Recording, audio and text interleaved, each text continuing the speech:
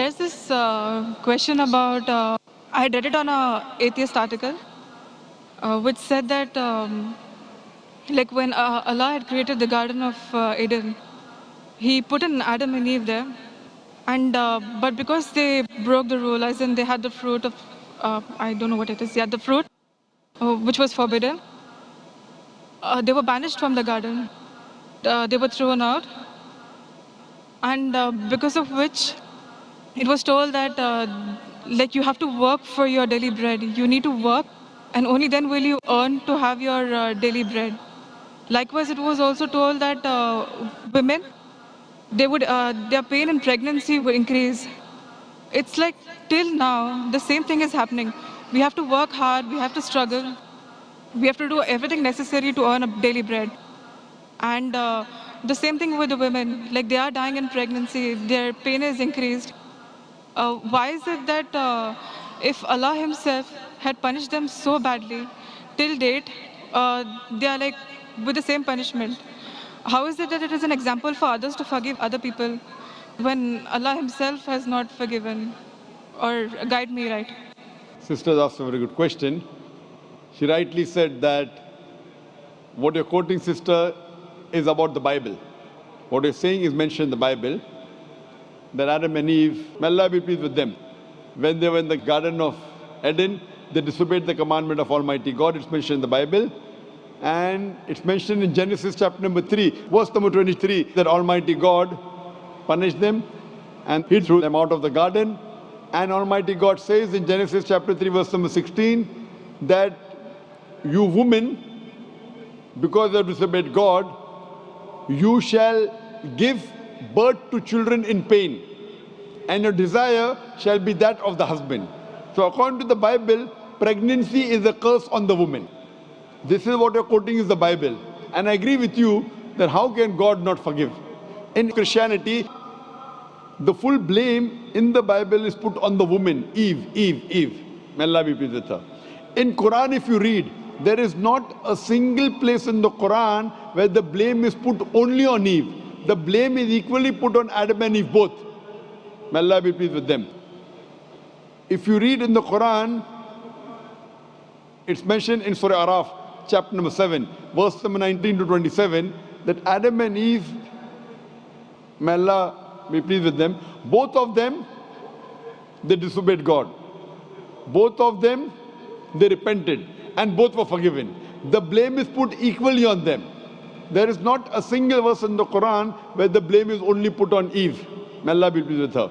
But there is a verse in the Quran in Surah Taha, chapter number 20, verse number 121, which says that Adam, peace be upon him, he disobeyed God.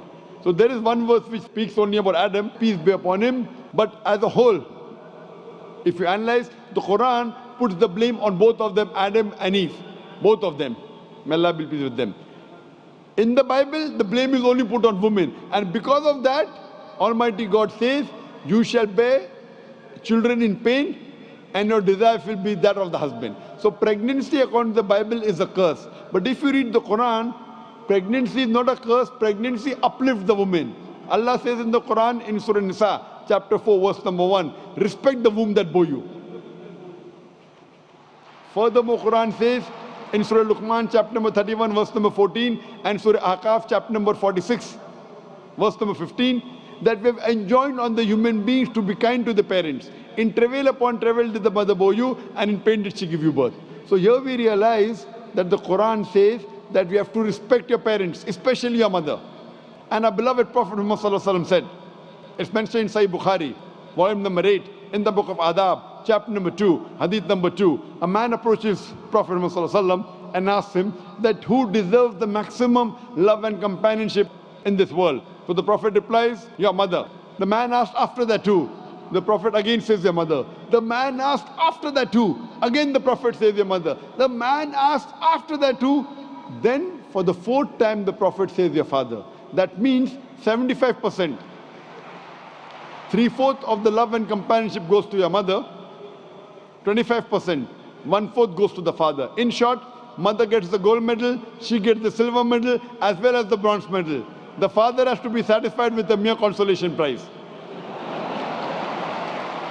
So these are the teachings of Islam In Islam, pregnancy uplifts the woman. And I agree with you, once Almighty God has forgiven the human beings, how can you keep on punishing them?